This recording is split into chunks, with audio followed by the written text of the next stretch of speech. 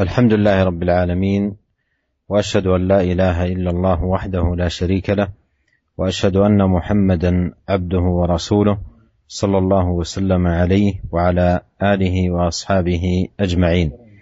أما بعد، لا زلنا أيها الإخوة المستمعون في باب الصبر من كتاب رياض الصالحين للإمام النووي رحمه الله تعالى.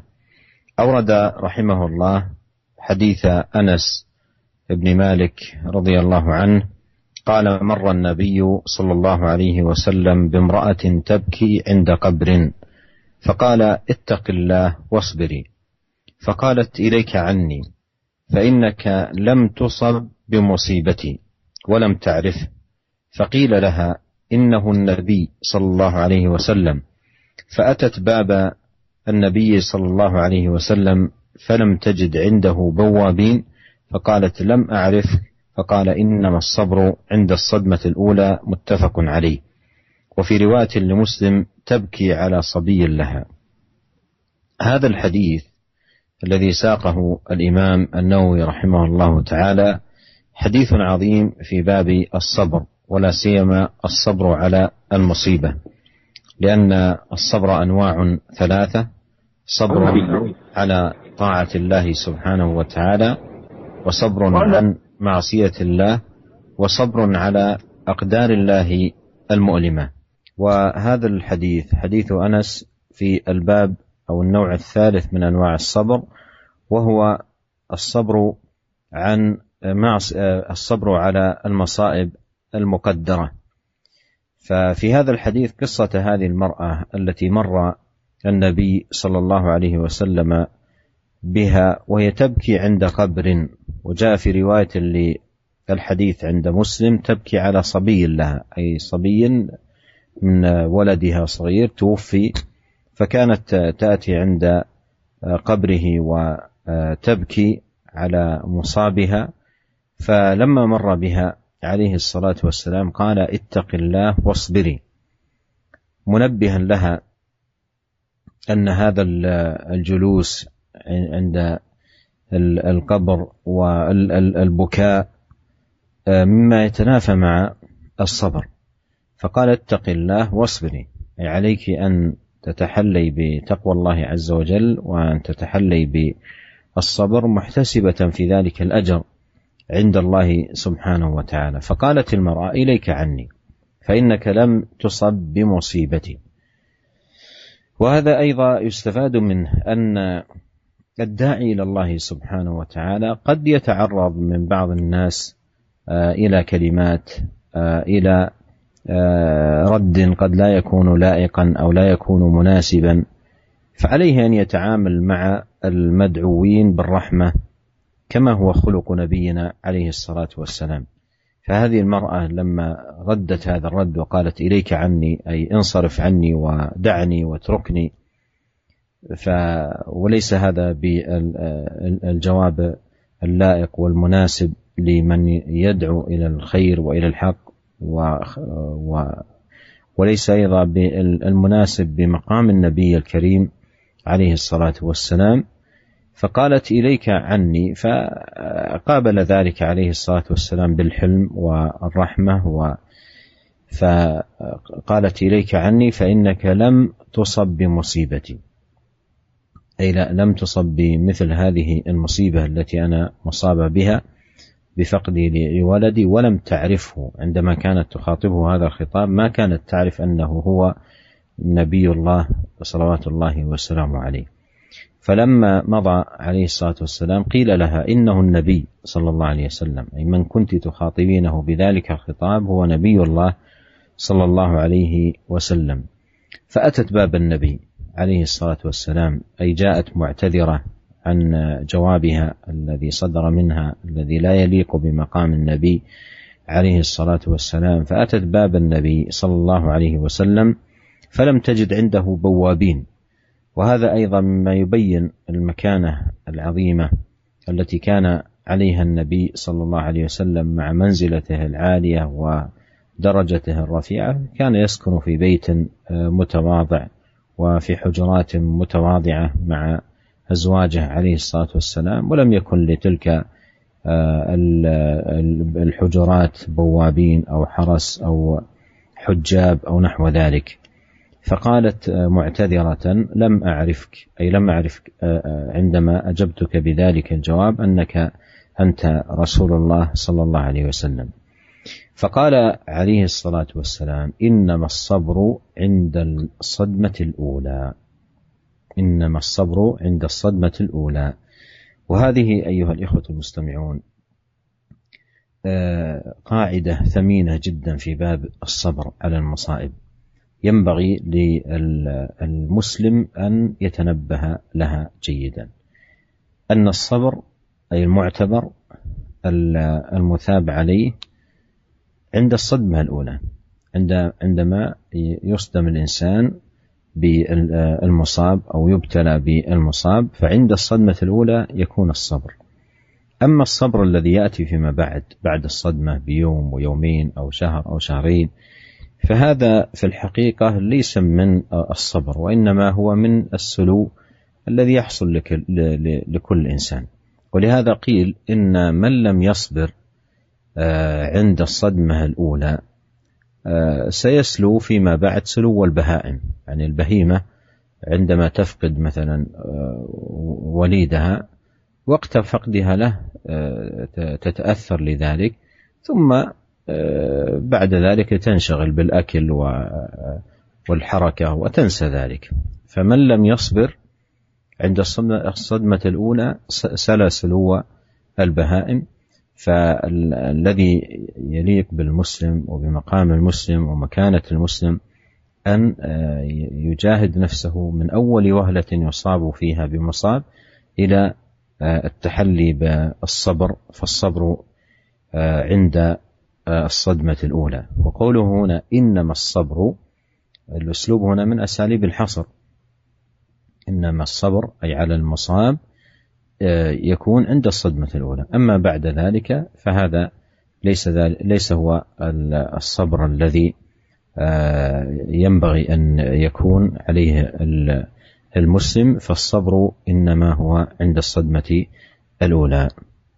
Bismillahirrahmanirrahim. Alhamdulillah, segala puji dan syukur kita panjatkan kehadirat Allah Subhanahu wa taala. Semoga salawat dan salam senantiasa tercurahkan kepada suri teladan kita, junjungan kita Nabi Muhammad sallallahu alaihi wasallam, serta keluarganya dan juga kepada seluruh sahabat beliau tanpa terkecuali. Para pendengar Radio Raja dan radio-radio yang lain yang dirahmati oleh Allah Subhanahu wa taala, kita melanjutkan bahasan kita tentang syarah daripada kitab Riyadhus Shalihin dalam bab sabar. Dan Al-Imam Nawawi rahimahullah membawakan sebuah hadis dari Anas bin Malik radhiyallahu taala anhu. Beliau berkata, Nabi sallallahu alaihi wasallam melewati seorang wanita yang sedang dalam keadaan menangis di sebuah kuburan. Maka Rasulullah sallallahu alaihi wasallam berkata kepada wanita tersebut, "Ittaqillaha wasbiri." Hendaknya engkau bertakwa kepada Allah Subhanahu wa taala dan hendaknya engkau bersabar wahai sang wanita. Maka apa kata wanita tersebut kepada Nabi sallallahu alaihi wasallam? "Ilaika anni." Tinggalkanlah aku atau menjauhlah dariku. Fa innaka lam tusab bi musibati. Sungguhnya engkau tidak ditimpa seperti musibah yang menimpaku. Wanita tersebut tidak mengetahui bahwasanya yang menegur adalah Rasulullah sallallahu alaihi wasallam. Maka dikatakan kepada sang wanita, "Innahun nabi." Sungguhnya tadi yang menegur engkau adalah Nabi sallallahu alaihi wasallam. Maka fa'atat baban Nabi sallallahu alaihi wasallam falam tajid indahu bawabin. Maka wanita tersebut segera mencari Nabi sallallahu alaihi wasallam, datang ke rumah Nabi sallallahu alaihi wasallam, dan dia tidak menemukan penjaga rumah atau penjaga pintu rumah Nabi sallallahu alaihi wasallam. Kemudian dia berkata kepada Nabi, "Lam a'rifka." Saya tidak mengetahui bahwasanya engkau adalah Rasulullah. Faqala, maka Nabi sallallahu alaihi wasallam berkata kepada sang wanita, "Innama sabru 'inda sadamatil ula." Sungguhnya kesabaran itu hanya adalah tatkala di awal kali tertimpa musibah. Hadis ini diriwayatkan oleh Imam Al-Bukhari dan Imam Muslim dalam sahih mereka. Dalam riwayat Imam Muslim disebutkan, "Tabki ala sabiyyin laha." Wanita ini menangis karena anaknya yang meninggal dunia. Para pendengar yang dirahmati oleh Allah Subhanahu wa taala, ini merupakan hadis yang agung yang menjelaskan tentang keutamaan sabar. Ya, kita tahu bahwasanya sabar ada salah satu anwa, ada 3 macam kesabaran. sabar dalam menjalankan ketaatan kepada Allah Subhanahu wa taala. Jenis yang kedua, sabar untuk menjauhkan diri dari kemaksiatan, menjauhkan diri juga butuh kesabaran. Dan yang ketiga, bersabar tatkala terkena musibah. Dan hadis ini berkaitan dengan sabar yang ketiga. Ya, tatkala seorang tertimpa dengan musibah-musibah yang telah ditakdirkan oleh Allah Subhanahu wa taala, yang menyakitkan, yang menyedihkan, maka tatkala itu hendaknya seorang muslim bersabar. Dalam hadis ini mengkisahkan tentang seorang wanita yang menangis di sebuah kuburan. Dalam riwayat Muslim tadi disebutkan, tabki ala sabiyyin laha. Wanita ini menangis karena anaknya meninggal dunia. Dia menangisi anaknya di kuburan anaknya. Maka tatkala Nabi SAW melewati sang wanita dan melihat sang wanita ini dalam keadaan menangis-nangis, kemudian di kuburan anaknya meraung-raung, menangis-nangis, maka Nabi SAW pun menasihati wanita ini dengan berkata, isbiri, ya, hendaknya engkau bersabar, ittaqillah, hendaknya engkau bertakwa kepada Allah Subhanahu wa taala. Ya. Jangan engkau melakukan hal ini, duduk di kuburan kemudian menangis-nangis. Yang karena perbuatan seperti ini, menangis-nangis di kuburan, kemudian meratap di kuburan, ini bertentangan dengan kesabaran yang diperintahkan oleh Allah Subhanahu wa taala. Ya, Allah Subhanahu wa taala memerintahkan kaum muslimin tatkala terkena musibah untuk bersabar. Oleh karenanya Nabi sallallahu alaihi wasallam menasihati wanita ini dan berkata, "Ittaqillah." Wahai sang wanita, hendaknya engkau bertakwa kepada Allah. Hendaknya engkau menghiasi dirimu dengan takwa dan bersabar dan ihtisab, hendaknya engkau berharap pahala dari Allah Subhanahu wa taala. Akan tetapi, apa jawaban wanita ini? Wanita ini tidak mengetahui bahwa yang menegurnya adalah Rasulullah sallallahu alaihi wasallam. Maka dia pun berkata kepada Nabi sallallahu alaihi wasallam, "Ilaika anni." Menjauhlah engkau dariku. Ya, menjauhlah engkau. Tinggalkan aku, jauhlah engkau dariku. Fa innaka lam tusab bi musibati. Sungguhnya engkau tidak ditimpa dengan musibah yang seperti musibah yang menimpaku. Tentunya ini adalah perkataan yang tidak layak dan tidak pantas diucapkan kepada Nabi sallallahu alaihi wasallam. Dan ini nasihat bagi para dai, karena terkadang para dai tatkala mereka menyeru kepada kebaikan dengan penuh rahmat, mereka mengajak manusia kepada kebaikan, terkadang mereka dibalas dengan ucapan yang buruk yang tidak layak bagi mereka. Ucapan yang tidak pantas diucapkan kepada seorang dai. Akan tapi seorang dai hendaknya bersabar dan hendaknya para dai mereka bermuamalah dengan manusia dengan kelembutan dan penuh kasih sayang.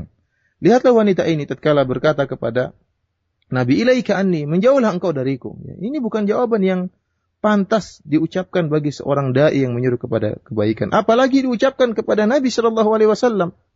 Apalagi diucapkan kepada Nabi sallallahu alaihi wasallam. Tentunya tidak pantas dan tidak layak. Akan tetapi Nabi sallallahu alaihi wasallam menghadapi ucapan tersebut dengan penuh rahmat dan penuh ketenangan. Nabi sallallahu alaihi wasallam tidak membalas ucapan yang buruk tadi. Akan tetapi Nabi sallallahu alaihi wasallam pun berpaling. Oleh karenanya kita memiliki contoh yang mulia dari Rasulullah sallallahu alaihi wasallam. Tatkala kita dihadapkan dengan perkataan yang tidak layak dari orang-orang yang kita dakwahi, maka kita bersabar dan kita sikapi dengan lembut sebagaimana yang dicontohkan oleh Nabi sallallahu alaihi wasallam. Tatkala Nabi sallallahu alaihi wasallam pergi berlalu meninggalkan sang wanita ini, maka wanita ini pun ditegur oleh orang lain. Dikatakan kepada sang wanita, "Wahai sang wanita, sungguhnya orang yang tadi menegur engkau, yang engkau tadi berbicara dengannya adalah Rasulullah sallallahu alaihi wasallam." Maka wanita ini pun kaget. Maka dia pun segera pergi mencari Nabi sallallahu alaihi wasallam. Fa'atat baban Nabi sallallahu alaihi wasallam. Pergi mencari Nabi sallallahu alaihi wasallam, ingin minta maaf kepada Nabi sallallahu alaihi wasallam karena dia telah mengucapkan kalimat yang tidak pantas. Dia sadar bahwasanya ucapannya tadi keliru, tidak pantas diucapkan kepada Nabi sallallahu alaihi wasallam. Apa kata Anas bin Malik radhiyallahu taala anhu, "Falam tajid indahu bawabin." Dan wanita ini tatkala sampai di rumah Nabi sallallahu alaihi wasallam, dia tidak menemukan ada penjaga pintu dari yang menjaga, ada para penjaga, tidak ada para penjaga yang menjaga pintu Nabi sallallahu alaihi wasallam. Ini menunjukkan bagaimana tawadhu'nya Nabi sallallahu alaihi wasallam. Kita tahu meskipun Nabi sallallahu alaihi wasallam memiliki makanah, memiliki kedudukan yang sangat tinggi, akan tapi Nabi sallallahu alaihi wasallam hidup dengan penuh kesederhanaan.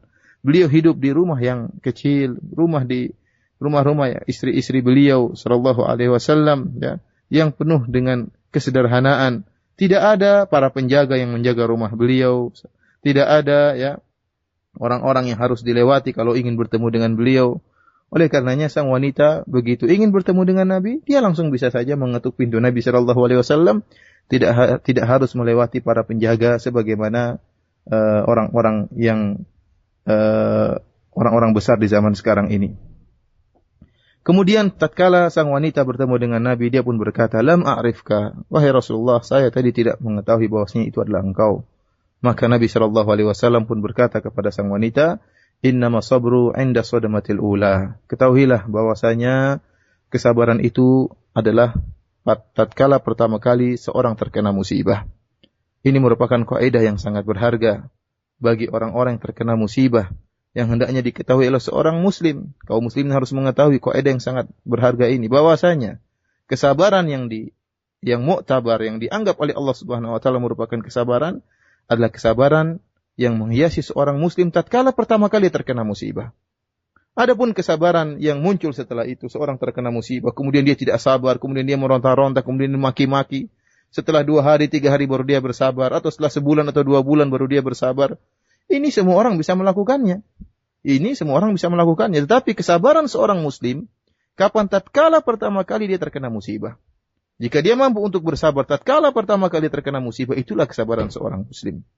Oleh karenanya sebagian dikatakan bahwasanya barang siapa yang tidak bersabar di awal kali terkena musibah, maka dia akan sebagaimana yang bisa dilakukan oleh hewan-hewan. Kita dapati hewan ya, jika kehilangan anaknya, mungkin anaknya dimangsa oleh hewan yang lain, maka dia pun akan meronta-ronta hewan tersebut.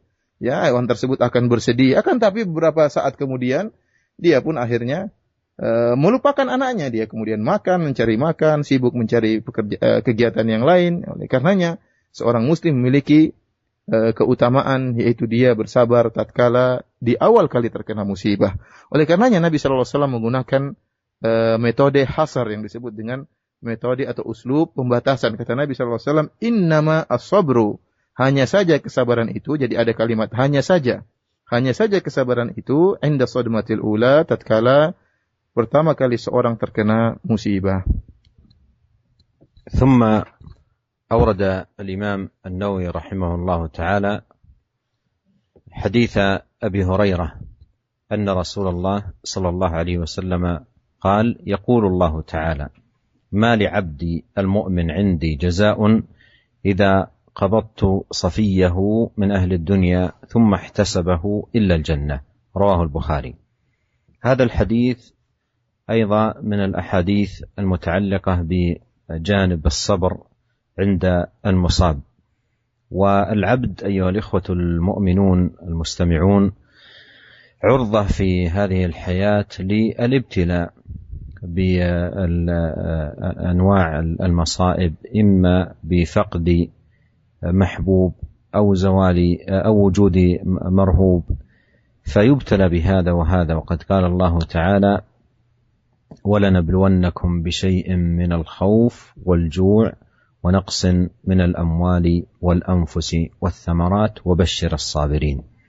فالعبد عرضة للابتلاء، والواجب عليه أن يروض نفسه على الصبر عند الابتلاء. وقد مر معنا في الحديث المتقدم حديث أنس أن الصبر المحمود شرطه أن يكون عند الصدمة الأولى. أما بعد الصدمة الأولى فالإنسان سيسلو بطبعه وينسى ذلك المصاب وينشغل بأمور حياته. فالصبر المعتبر المأجور عليه صاحبه أن يكون عند عند الصدمة الأولى. ونتنبه أيها الإخوة المستمعون إلى أن المصيبة نفسها ليست هي التي يؤجر عليها العبد، وإنما لأنه ليست من كسبه ولا من عمله، وإنما يؤجر العبد على عمله هو الذي يقوم به عند المصاب. فليحذر أن يفوت نفسه عند المصاب الفوز بالثواب، ثواب العبودية التي تكون عند المصاب، وهي الصبر والاحتساب وتقوى الله جل وعلا. فالمرأة في الحديث الأول قال لها: اتق الله واصبري، حثها على هذا العمل الذي إن قامت به أثابها الله سبحانه وتعالى. وهذا الحديث في حديث أبي هريرة قال فيه الله سبحانه وتعالى، والحديث حديث قدسي، قال: ما لعبدي المؤمن عندي جزاء إذا قبضت صفيه من أهل الدنيا ثم احتسبه إلا الجنة. فالاحتساب عمل للعبد يثاب عليه، والثواب الجنة، جنات النعيم. أما قبض صفي العبد هذا ليس من عمله، هذا أمر قدر على العبد وكتبه الله عليه، وما كتبه الله كان. فإذا احتسبه أي تحلى بالاحتساب، احتسب أجر ذلك وثوابه عند الله، كان ثوابه على ذلك الجنة. قوله في الحديث: ما لعبدي المؤمن، قيد حصول هذا الثواب بالإيمان، وفيه فائدة، وهي أن غير المؤمن لا يثاب على أعماله وإن كانت صالحة، لأن وجود الإيمان أساس لقبول الأعمال والانتفاع بها. قد قال الله تعالى: ومن أراد الآخرة وسعى لها سعيها وهو مؤمن فأولئك كان سعيهم مشكورا. لأن السعي المشكور أن السعي لا يكون مشكورا إلا إذا كان صاحبه مؤمنا بالله سبحانه وتعالى وبما أمر عباده بالإيمان به. ولهذا قال هنا: ما لعبدي المؤمن عندي جزاء إذا قبضت صفيه. وصفيه أي حبيبه من أهل الدنيا، سواء كان والدا أو والدة أو أخا أو ابنا، مثل ما في الحديث المتقدم قصة المرأة، أو صديقا أو غير ذلك. إذا قبضت صفيه من أهل الدنيا ثم احتسبه، هذا فعل العبد الذي يؤجر عليه الاحتساب في ما حصل له من مصاب، فيتلقى المصيبة بالصبر واحتساب أجر ذلك عند الله. فمن كان كذلك ليس له ثواب إلا الجنة. وفي الآية الكريمة المتقدمة قال: وبشر الصابرين الذين إذا أصابتهم مصيبة قالوا إنا لله وإنا إليه راجعون أولئك عليهم صلوات من ربهم ورحمة وأولئك هم المهتدون.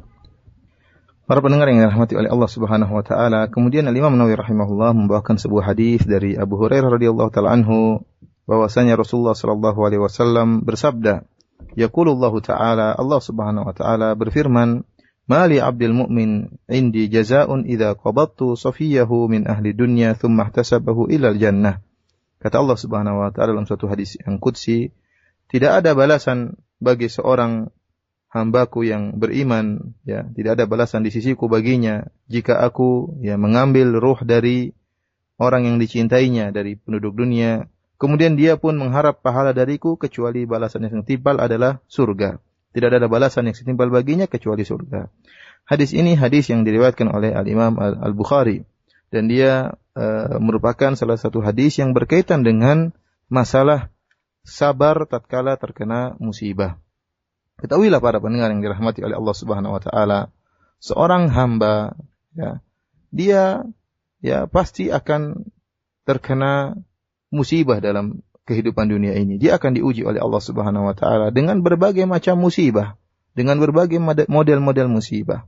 Terkadang dia diuji dengan hilangnya sesuatu yang dia cintai, meninggalnya seorang yang dia cintai, atau diuji dengan datangnya sesuatu yang dia takutkan, perkara yang dia khawatirkan, ya. Oleh karenanya Allah Subhanahu wa taala telah berfirman, "Wa lanabluwannakum bisyai'in minal khaufi wal ju'i wa naqsin minal amwali wal anfusi wath thamarat wa basyyiris sabirin." Kata Allah Subhanahu wa taala, sungguh kami akan menguji kalian dengan sedikit rasa takut, kemudian rasa lapar dan kehilangan harta benda dan jiwa serta kehilangan buah-buahan, ya. Oleh karenanya Allah mengatakan wa basyiris sabirin, dan bergembiralah orang-orang yang bersabar. Seorang hamba tatkala tahu bahwasanya dirinya pasti akan diuji, oleh karenanya dia berusaha untuk melatih dirinya untuk bersabar tatkala menghadapi ujian dari Allah Subhanahu wa taala. Ya. Dan ingatlah bahwasanya sebagaimana hadis yang telah lalu, kata Rasulullah SAW, innama sabru inda sadmatil ula, bahwasanya kesabaran yang diberi ganjaran oleh Allah Subhanahu wa taala, yang dianggap oleh Allah Subhanahu wa taala dan diberi pahala oleh Allah Subhanahu wa taala, yaitu kesabaran tatkala pertama kali terkena musibah. Ada perkara penting yang harus kita perhatikan para pendengar yang dirahmati oleh Allah Subhanahu wa taala. Musibah, zat musibah tersebut itu tidaklah diberi, seorang hamba tidak diberi pahala oleh Allah Subhanahu wa taala karena zat musibah tersebut. Kenapa? Karena musibah itu bukan dari usaha seorang hamba. Musibah itu adalah perkara yang telah ditakdirkan oleh Allah Subhanahu wa taala. Oleh karena jika seorang terkena musibah, tidak otomatis dia mendapatkan pahala, enggak. Kenapa? Karena itu bukan usaha dia datangnya musibah tadi, tetapi musibah tersebut dari takdir Allah Subhanahu wa taala. Kapan seorang mendapatkan pahala dari Allah Subhanahu wa taala? Yaitu dari usahanya sendiri, tatkala bagaimana sikap dia menghadapi musibah yang menimpanya. Jika dia bersabar tatkala terkena musibah dan dia ihtisab, mengharapkan pahala dari Allah Subhanahu wa taala, maka itulah amalannya dan dia akan mendapatkan pahala dari Allah Subhanahu wa taala karena kesabarannya dan karena sikap dia yang ihtisab, ingin mendapatkan ganjaran dari Allah Subhanahu wa taala. Bahkan wanita yang tadi kita sebutkan dalam hadis yang pertama, tatkala dia pun menangis ya di kuburan anaknya, Rasulullah SAW mengingatkan wanita tersebut, ittaqillaha wasbiri, ya, hendaknya engkau bertakwa kepada Allah dan sabar. Kalau wanita tadi bersabar dalam kondisi seperti itu, terkena musibah, dia akan mendapatkan pahala di sisi Allah Subhanahu wa taala.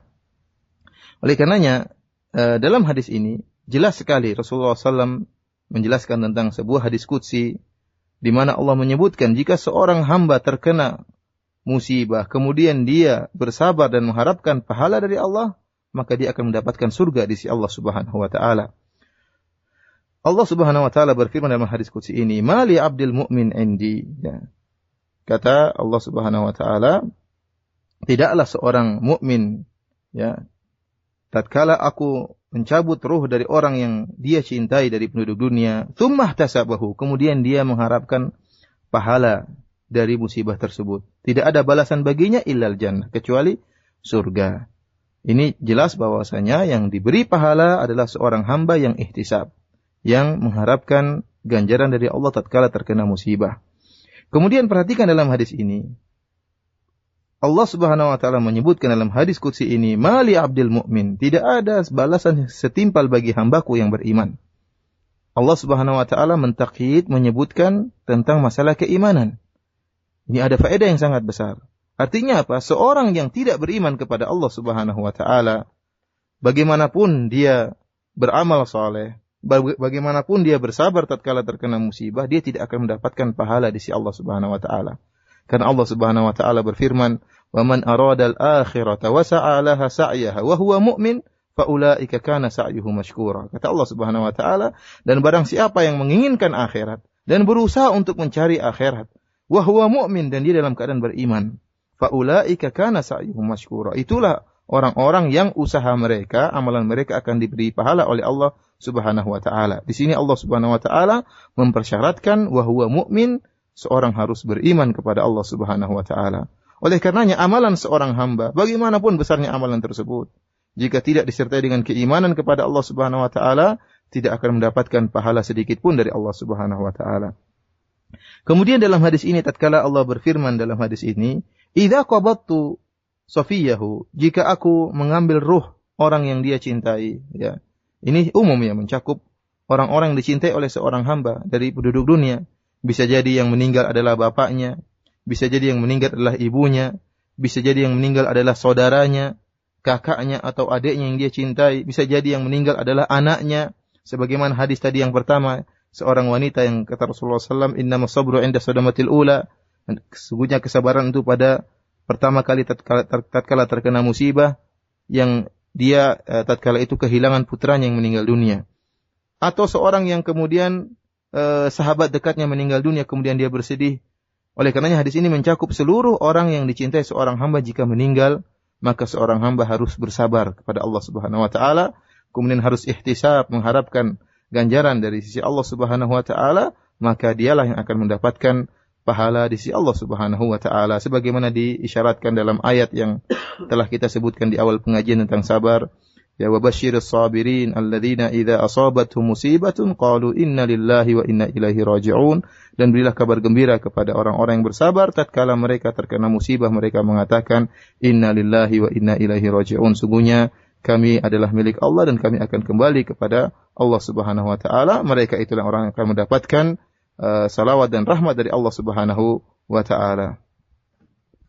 ثم أورد الإمام النووي رحمه الله تعالى حديث أم المؤمنين عائشة رضي الله عنها أنها سألت رسول الله صلى الله عليه وسلم عن الطاعون، فأخبرها أنه كان عذابا يبعثه الله تعالى على من يشاء، فجعله الله تعالى رحمة للمؤمنين، فليس من عبد يقع في الطاعون فيمكث في بلده صابرا محتسبا يعلم أنه لا يصيبه إلا ما كتب الله له إلا كان له مثل أجر الشهيد. رواه البخاري.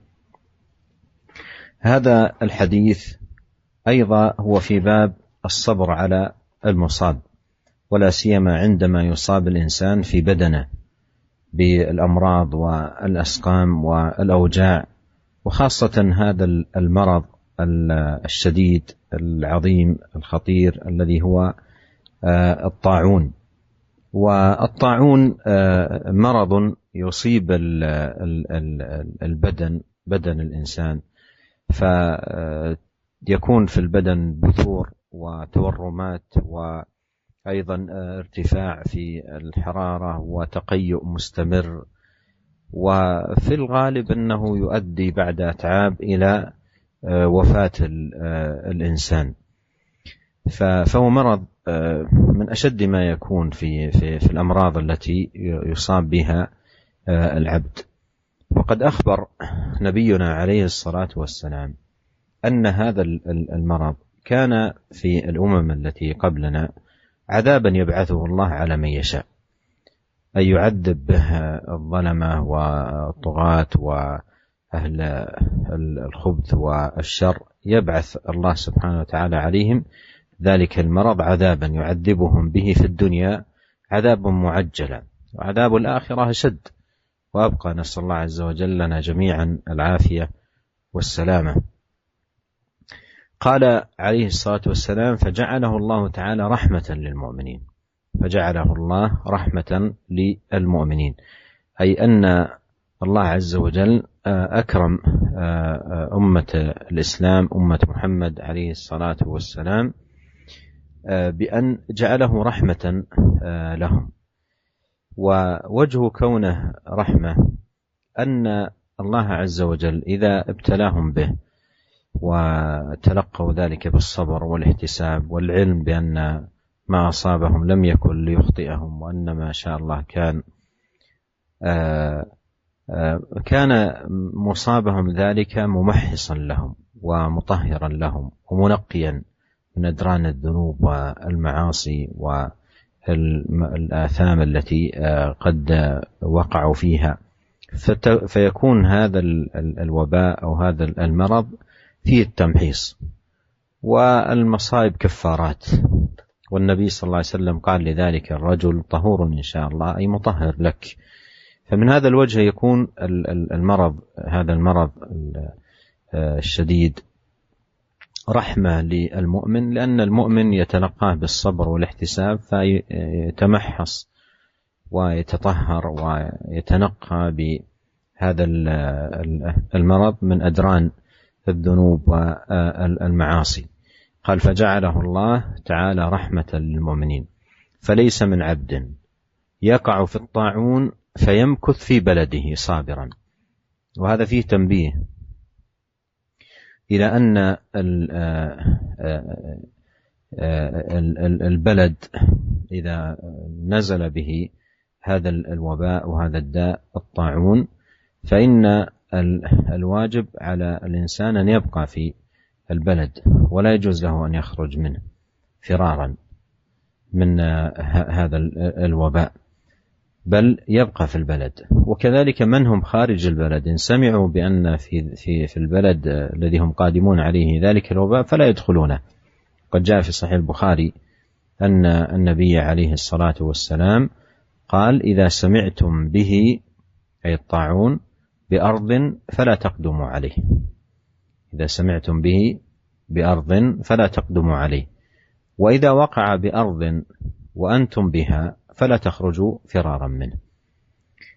فهذا الحديث، حديث عائشة، فيه الأمر والحث على المكث في البلد وعدم الخروج، والخروج لا يجوز. وهذا أيضا فيه فائدة، ما يعرف في هذا الزمان بالحجر الصحي، يعني عندما يكون الإنسان مصيب بالأوبئة المعدية يكون في مكان ولا يخالط الأصحة أو يذهب إلى أماكن الأصحة، فلربما انتقلت العدوى إليهم بتقدير الله أو بقدر الله سبحانه وتعالى. قال: فيمكث في بلده صابرا محتسبا، عودا على ما سبق التنبيه عليه، وهو أن المصيبة نفسها ليست من فعل العبد، وإنما هي أمر يقدره الرب سبحانه وتعالى على عبده. فالثواب لا يكون في مجرد المصاب، وإنما في فعل العبد المترتب على المصاب. فالمصاب نوع ابتلاء، فما يكون من العبد في هذا الابتلاء هو الذي يثاب عليه من صبر واحتساب وتقوى لله عز وجل، وعلم بأن ما أصابه أمر مقدر. قال تعالى: ما أصاب من مصيبة إلا بإذن الله ومن يؤمن بالله يهدي قلبه، أي أن المسلم يعلم أن المصيبة من عند الله فيرضى ويسلم. قال: فيمكث في بلده صابرا محتسبا، صابرا أي على ما أصابه، محتسبا أي أجر ذلك وثوابه عند الله، يعلم أنه لا يصيبه إلا ما كتب الله له. فهذه ثلاثة أمور: صبر واحتساب وإيمان بأن ما أصابه أمر مقدر ومكتوب لا مناص عنه ولا مفر منه، فما شاء الله كان ولا بد أن يقع طبقا لما شاء. فمن جمع هذه الأمور في هذا الابتلاء كان أجره مثل أجر الشهيد، كما قال عليه الصلاة والسلام: إلا كان له مثل أجر الشهيد. فيكون أجره وثوابه عند الله سبحانه وتعالى كأجر الشهيد. فهذا الذي مات بالطاعون وتلقى هذا المصاب بالصبر أجره كأجر الشهيد، أي له ثواب الشهيد في الدار الآخرة. أما في الدنيا فإنه لا يعامل من حيث الأحكام كمعاملة شهيد المعركة. فشهيد المعركة كما هو معلوم لا يغسل ولا يكفن ولا يصلى عليه. أما هذا النوع من الشهداء، الشهيد بالطاعون أو بالحريق أو غير ذلك، فإنه له أجر الشهيد لكن لا يأخذ أحكام الشهيد في الدنيا. وسيأتي عند الإمام النووي لاحقا باب في أنواع الشهداء وبيان الأحكام المتعلقة بهم. Para pendengar yang dirahmati oleh Allah Subhanahu wa taala, kemudian Al-Imam Nawawi rahimahullah menyebutkan sebuah hadis dari Aisyah radhiyallahu taala anha, di mana Aisyah radhiyallahu taala anha pernah bertanya kepada Rasulullah sallallahu alaihi wasallam tentang taun, penyakit taun.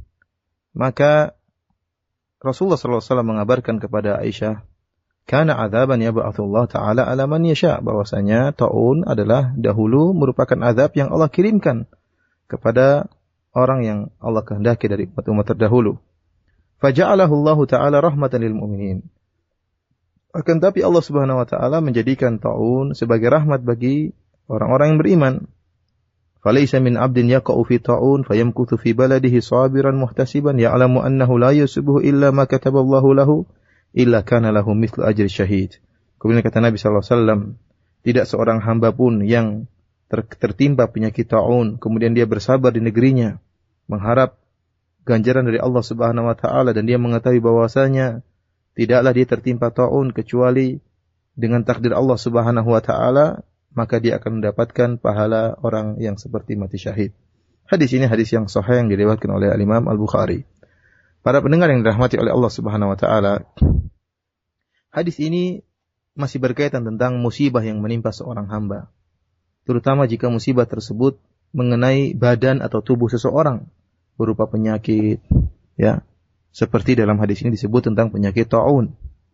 Ta'un adalah suatu penyakit yang menimpa badan, yang menimbulkan bintik-bintik dan kemudian ada bengkak-bengkak merah-merah dan biasanya disertai dengan panas yang tinggi yang biasanya akhirnya akan menimbulkan kematian. Wallahu a'lam, mungkin ini penyakit kolera atau yang lainnya, yang penyakit yang berbahaya yang menimbulkan bintik-bintik merah dan kemudian bisa menimbulkan panas yang tinggi sehingga bisa menimbulkan kematian. Yang merupakan penyakit yang berbahaya yang menimpa manusia.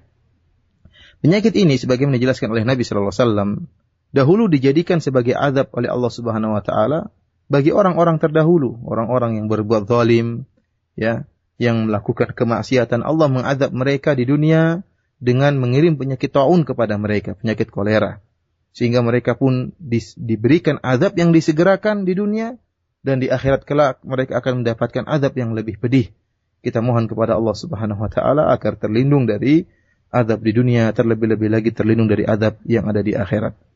Akan tapi Allah Subhanahu wa taala menjadikan penyakit taun ini sebagai rahmat bagi kaum mukminin. Bagaimana kok bisa menjadi rahmat padahal dahulu menjadi azab bagi orang terdahulu, sekarang menjadi rahmat bagi kaum mukminin? Rasulullah SAW menjelaskan, yaitu jika Allah Subhanahu wa taala memberikan penyakit taun ini kepada kaum mukminin, kemudian kaum mukminin menerima penyakit ini dengan penuh kesabaran dan mengharapkan ganjaran dari Allah Subhanahu wa taala, maka penyakit taun ini akan membersihkan dosa-dosa seorang hamba, akan membersihkan maksiat-maksiat yang pernah dilakukan oleh seorang hamba, sehingga akhirnya seorang hamba pun akan menjadi bersih dan suci di sisi Allah Subhanahu wa taala. Oleh karenanya, musibah-musibah yang menimpa seorang hamba, penyakit-penyakit yang menimpa seorang hamba yang beriman kepada Allah, sungguhnya merupakan kafarah, merupakan penebus dari dosa-dosa yang dilakukan oleh seorang hamba. Karenanya Nabi SAW pernah berkata kepada seorang yang sakit, kata Nabi SAW, tahurun insyaallah, suci insyaallah. Artinya apa? Artinya, tahurun insyaallah, artinya semoga penyakit yang menimpamu itu akan mensucikan engkau dari dosa-dosa. Oleh karenanya dari sisi ini kita pahami sabda Nabi sallallahu alaihi wasallam bahwasanya taun merupakan dijadikan rahmat oleh Allah Subhanahu wa taala bagi kaum mukminin. Kemudian kata Nabi sallallahu alaihi wasallam, "Falaisa min 'abdin yaqa'u fi ta'un fayamkuthu fi baladihi." Tidak seorang hamba pun yang terkena penyakit taun kemudian dia menetap di negerinya sabiran muhtasiban, dalam keadaan sabar dan mengharapkan pahala. Di sini ada peringatan bahwasanya fayamkuthu fi baladihi, jika terkena penyakit taun kemudian dia menetap di negerinya, tidak keluar dari negerinya. Ini ada penegasan bahwasanya jika seorang di dalam suatu negeri kemudian negeri tersebut terkena bencana taun ini, penyakit kolera tersebar negeri tersebut, maka seorang yang terdapat, orang-orang yang terdapat dalam negeri tadi harus bersabar dan tidak keluar dari negeri mereka, tidak keluar dari kota mereka. Ya. Sebagaimana dalam hadis yang diriwayatkan oleh Imam Al-Bukhari, Rasulullah SAW pernah berkata, "Idza sami'tum bihi," yani bi ta'un, jika kalian mendengar tentang penyakit ta'un bi ardin, ya, yang menimpa suatu negeri, fala taqdumu alaihi, maka janganlah kalian mendatangi penyakit tersebut. Wa idza waqa'a bi ardin wa antum fiha fala takhruju, ya, jika ternyata terjadi penyakit ta'un dalam suatu negeri dan kalian sedang berada dalam negeri tersebut, maka jangan kalian keluar dari negeri tersebut. Ini perintah Nabi sallallahu alaihi wasallam. Oleh karenanya seorang jika dalam suatu negeri terkena penyakit taun, maka jangan dia keluar. Jangan keluar dari negeri tersebut, dikhawatirkan akan bisa menularkan ke orang-orang yang di luar dari negeri tadi. Oleh karenanya kita dapati di rumah sakit misalnya, kalau ada seorang terkena penyakit yang menular, maka ada al-hajr sihhi, yaitu diisolasi, ya, dia dimasukkan dalam ruangan khusus yang tidak boleh didekati orang lain, ya, karena dikhawatirkan penyakit tersebut bisa menular atau menular ke orang lain. Kita kembali kepada penjelasan kita sebelumnya tentang bahwasanya musibah itu pada zatnya bukanlah memberikan ganjaran bagi seorang. Seorang yang terkena musibah tidak otomatis kemudian dia dapat pahala. Akan tetapi musibah yang menimpa seorang, penyakit atau kesedihan atau yang lainnya, itu merupakan ibtila, ujian dari Allah Subhanahu wa taala. Kapan seorang mendapatkan ganjaran? Jika kemudian dia bersabar, sikap dia tatkala menghadapi musibah tersebut. Jika dia bersabar, dia beriman kepada takdir Allah Subhanahu wa taala, dia ihtisab, maka dialah yang mendapatkan pahala. Allah Subhanahu wa taala berfirman, "Ma asaba min musibatin illa biidznillah, wa man yu'min billahi yahdi qalbah." Tidaklah suatu musibah menimpa kecuali dengan izin Allah Subhanahu wa taala. Barang siapa yang beriman tatkala terkena musibah, maka Allah akan berikan hidayah kepada hatinya. Artinya apa? Tatkala seorang terkena musibah, kemudian dia beriman dan yakin bahwasanya apa yang menimpa dia sudah dicatat oleh Allah Subhanahu wa taala, dan apa yang telah ditakdirkan oleh Allah Subhanahu wa taala tidak akan pernah meleset, pasti akan menimpa dia, maka Allah akan beri petunjuk kepada hatinya, Allah akan beri hidayah kepada hatinya. Oleh karenanya seorang hamba tatkala terkena musibah, jika dia mengumpulkan 3 perkara yang disebutkan oleh Nabi dalam hadis ini, sabiran, muhtasiban, mu'minan, dia bersabar dengan musibah yang menimpanya. Kemudian dia berharapkan pahala dari Allah Subhanahu wa taala, dan dia beriman bahwasanya musibah yang menimpanya pasti terjadi dan sudah ditakdirkan oleh Allah Subhanahu wa taala dan tidak akan meleset takdir Allah Subhanahu wa taala, maka dia akan mendapatkan pahala yang luar biasa, terutama bagi orang yang terkena penyakit taun. Kata Nabi sallallahu alaihi wasallam, "Kana lahu mithlu ajri syahid." Dia akan memperoleh pahala sebagaimana orang yang mati syahid. Ya, maksudnya adalah dia akan mendapatkan pahala di akhirat kelak sebagaimana pahala yang diperoleh oleh orang yang mati syahid. Bukan dia disikapi di dunia sebagaimana orang yang mati syahid, tentunya berbeda. Kita tahu orang yang mati syahid dalam ma'rakah, dalam peperangan, orang yang mati syahid maka tidak dimandikan, kemudian tidak dikafani, kemudian juga tidak disolatkan, dikubur begitu saja. Berbeda dengan orang-orang yang mendapatkan pahala seperti orang yang mati syahid, seperti orang terkena taun atau orang yang terbakar dan yang lainnya, yang nanti akan datang penjelasannya oleh Al-Imam Nawawi tentang orang-orang yang mendapatkan pahala sebagaimana matinya orang yang syahid. ثم أورد الإمام النووي رحمه الله تعالى في الباب نفسه الصبر على المصاب حديث أنس بن مالك رضي الله عنه قال: سمعت رسول الله صلى الله عليه وسلم يقول: إن الله عز وجل قال: إذا ابتليت عبدي بحبيبتيه فصبر عوضته منهما الجنة يريد عينيه. هذا الحديث العظيم فيه الحث على الصبر والتحلي به عند المصاب، ولا سيما عندما يبتلى الإنسان بفقد عينيه فلا يبصر الأشياء ولا يرى الطريق ولا يستطيع أن يتحرك إلا بقائد، ومعلوم الحال التي يكون عليها من كف بصره، ولا سيما من كان يبصر ويرى الطريق ثم ابتلي بفقد البصر، يكون الأمر في حقه عظيم جدا ومصاب كبير جدا. فيأتي هذا الحديث لحث المسلم عندما يبتلى بمثل هذا الابتلاء أن يتحلى بالصبر. ونتأمل في قول الله عز وجل في هذا الحديث القدسي: إذا ابتليت عبدي بحبيبتين. إذا ابتليته أي امتحنته واختبرته بحبيبتيه أي بفقد بصريه. والله عز وجل قال عن العينين هذا الوصف، قال حبيبتيه، بمعنى أن البصر حبيب إلى الإنسان ومن أحب أعضاء الإنسان إليه، والفائدة من وجوده وبقاء البصر فائدة عظيمة جدا، وبفقده البصر يحصل له من الأسف والألم على فواته، لأنه يفوته ما لا يخفى من رؤية الأشياء ومعرفة الطريق وتحقق كثير من مصالح العبد. فالبصر نعمة عظيمة جدا ومنة كبيرة، والبصر حبيب إلى الإنسان.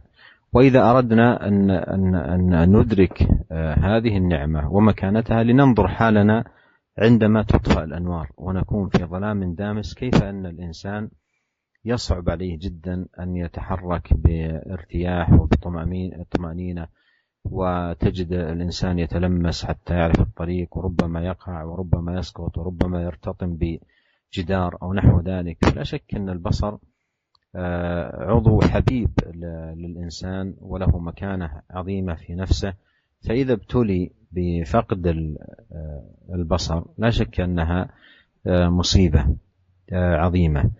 فانظر هذا الثواب العظيم الذي ذكره رب العالمين في هذا الحديث القدسي، قال فصبر عوضته منهما أي عيني الجنة.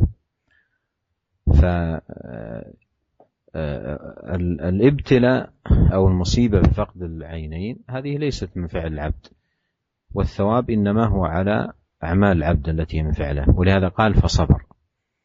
لكن لو أن إنسان والعياذ بالله ابتلي بفقد العينين وقابل ذلك بالسخط والجزع وعدم الصبر، يكون خسر الدنيا والآخرة، فقد بصره وأيضا فقد الثواب العظيم الذي يترتب على الصبر على ذلك المصاب.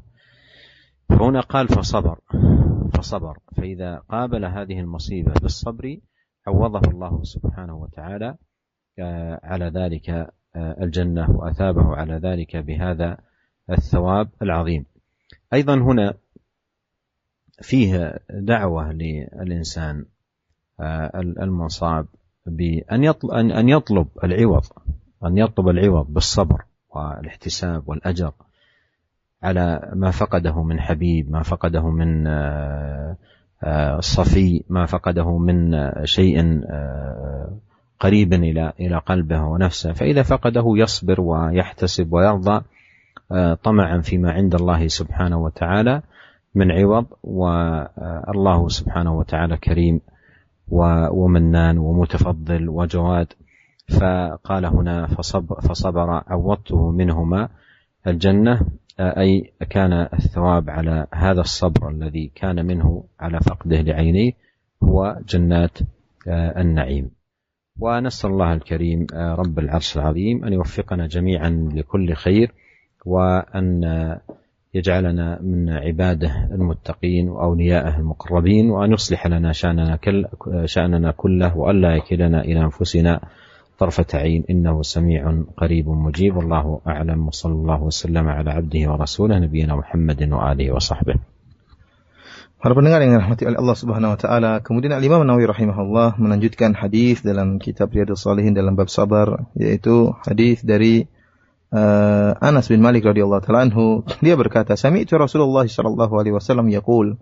Saya mendengar Rasulullah sallallahu alaihi wasallam pernah bersabda, "Innallaha azza wa jalla qala." Sungguhnya Allah Subhanahu wa taala azza wa jalla pernah berfirman, "Idza btalaitu 'abdi bihabibatayhi fasabara 'awwadtuhu minhuma al-jannah." Jika aku menguji hambaku dengan dua kekasihnya, dua perkara yang dia cintai, kemudian dia bersabar, maka aku akan menggantikannya dengan surga. Yang dimaksud sini adalah jika aku menguji hambaku dengan hilangnya dua penglihatannya. Hadis ini diriwayatkan oleh Imam Al-Bukhari rahimahullah. Hadis ini merupakan hadis yang agung yang menganjurkan kepada setiap muslim untuk bersabar tatkala terkena musibah, terutama musibah yang sangat berat seperti kehilangan pandangan, buta, tidak bisa melihat. Ya, kita tahu bagaimana beratnya seorang yang tidak bisa melihat. Dia tidak bisa berjalan di jalan raya dengan tenang. Ya, dia tidak bisa bergerak kecuali kalau ada yang menuntunnya. Kenapa? Karena tidak bisa melihat. Ya, tidak bisa melihat. Tidak bisa tahu kemana dia harus berjalan. Terlebih lagi seorang yang dahulunya pernah melihat. Ini ujian lebih berat lagi. Dia pernah merasakan nikmat melihat. Dia pernah tahu bagaimana indahnya melihat. Kemudian tiba-tiba Allah Subhanahu wa taala menjadikannya buta. Ya, ini perkaranya lebih berat dan lebih menyakitkan lagi, lebih sulit dia hadapi daripada orang yang tidak pernah melihat sama sekali. Oleh karenanya Nabi sallallahu alaihi wasallam menyebutkan dalam hadis qudsi ini, ya, Allah Subhanahu wa taala memberikan ganjaran yang luar biasa bagi orang yang bersabar tatkala dibutakan matanya oleh Allah Subhanahu wa taala. Allah Subhanahu wa taala berfirman, "Idza btalaitu 'abdi, idza btalaituhu." Ini jika aku menguji hambaku, ya, menguji hambaku bihabibataihi, ya, dengan dua perkara yang dicintainya. Maksudnya di sini adalah dua pandangannya. Karena ini isyarat dari Nabi Shallallahu Alaihi Wasallam bahwasanya pandangan merupakan perkara yang sangat disukai oleh seorang manusia. Ya, seorang manusia di antara anggota tubuhnya yang paling dia cintai, yang paling dia sukai adalah pandangan. Ya, seorang yang kehilangan tangan masih lebih ringan, seorang yang kehilangan kaki masih lebih ringan, tapi seorang yang tidak bisa melihat, ini perkara yang sangat menyedihkan. Oleh karenanya jika dia kehilangan dua perkara ini, kedua pandangannya, maka terasa berat baginya. Ya. Dia akan merasakan kesulitan yang amat sangat. Oleh karenanya, jika kita ingin tahu bagaimana pentingnya nilai penglihatan, pernah kita mengalami tiba-tiba di malam hari tiba-tiba lampu pada mati. Ya, tentunya kita akan kerepotan, terutama tatkala di tengah jalan tiba-tiba lampu mati, tidak ada penyinaran sama sekali, tidak ada lampu sama sekali. Kita mungkin berjalan bisa jadi nabrak tembok, bisa jadi berjalan terus akhirnya jatuh, bisa jadi masuk dalam lubang dan macam-macamnya. Ya. Oleh karenanya seorang yang terkena kebutaan, tidak bisa melihat, dia akan kehilangan banyak maslahat yang bisa dia peroleh. Dia sulit untuk kerja, sulit untuk banyak perkara yang sebenarnya bisa dia peroleh jika dia bisa melihat. Namun tatkala matanya tidak bisa melihat, banyak kemaslahatan, keutamaan yang harus luput dari dia. Oleh karenanya orang yang buta merupakan mendapatkan ujian yang sangat berat dari si Allah Subhanahu wa taala. Kemudian oleh karenanya Allah Subhanahu wa taala menyiapkan bagi orang yang seperti ini, yang buta kemudian dia bersabar mengharapkan ganjaran dari Allah Subhanahu wa taala dengan ganjaran yang sangat agung, yaitu surga. Ya. Sekali lagi kita ingatkan bahwasanya musibah yang menimpa seorang tidak mendapatkan pahala dengan sendirinya. Jadi otomatis menjadikan datangnya pahala bagi seorang hamba. Seorang yang tiba-tiba buta, ya, bukan berarti kebutaannya tadi akhirnya membuat dia mendapatkan pahala secara otomatis. Akan tetapi sikap dia tatkala menghadapi musibah tadi, sabarnya dia mengharapkan ganjaran di sisi Allah Subhanahu wa taala, beriman kepada takdir Allah Subhanahu wa taala, itulah yang mendatangkan pahala baginya. Oleh karena jika ada seorang, wal iyadzubillah, kita berlindung kepada Allah, jika ada seorang kemudian dibutakan matanya oleh Allah Subhanahu wa taala, tatkala dia buta kemudian dia marah-marah, dia mencak-mencak, dia menunjukkan tidak sabarnya, ya, tidak sabar dengan kebutaan yang dialami oleh dia marah-marah.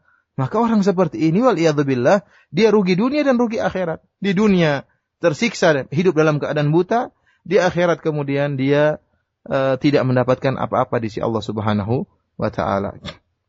Kemudian dalam hadis ini kata Allah Subhanahu wa taala, "Fa sabara awatuhu minhumal jannah." Jika dia bersabar, maka aku akan menggantikan musibah yang menimpanya tadi dengan surga. Ini isyarat bagi kita jika seorang hamba terkena musibah, maka dia berharap, ya, mengharapkan ganti dari Allah dengan surga. Tatkala dia kehilangan orang yang dia cintai, tatkala dia kehilangan barang yang dia miliki, tatkala dia terkena penyakit, tatkala dia buta misalnya, maka hendaknya dia bersabar dan ihtisab, mengharapkan ganjaran dari Allah Subhanahu wa taala dan yakin bahwasanya Allah Subhanahu wa taala Karim, Allah Subhanahu wa taala Maha baik, Allah Subhanahu wa taala Mannan, Allah Subhanahu wa taala Maha memberikan anugerah kepada hamba-hambanya. Allah Jawad, Allah Subhanahu wa taala Jawad, Maha baik kepada hamba-hambanya, dan dia senantiasa mengharapkan anugerah dari Allah Subhanahu wa taala dengan bersabar menghadapi ujian yang ditimpanya, musibah yang dialaminya. Kita berdoa kepada Allah Subhanahu wa taala agar Allah Subhanahu wa taala senantiasa memberikan taufiknya kepada kita sehingga kita bisa melakukan amalan-amalan kebajikan,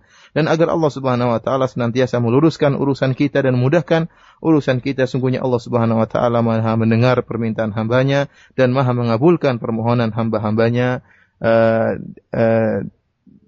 Demikian saja apa yang bisa kita sampaikan pada kesempatan kali ini. Semoga Allah Subhanahu wa taala memudahkan kita untuk bersua di kesempatan yang lain, dan semoga Allah Subhanahu wa taala memudahkan kita, menjadikan kita sebagai orang-orang yang bersabar tatkala terkena musibah. Wabillahi taufiq wal hidayah. Assalamualaikum warahmatullahi wabarakatuh.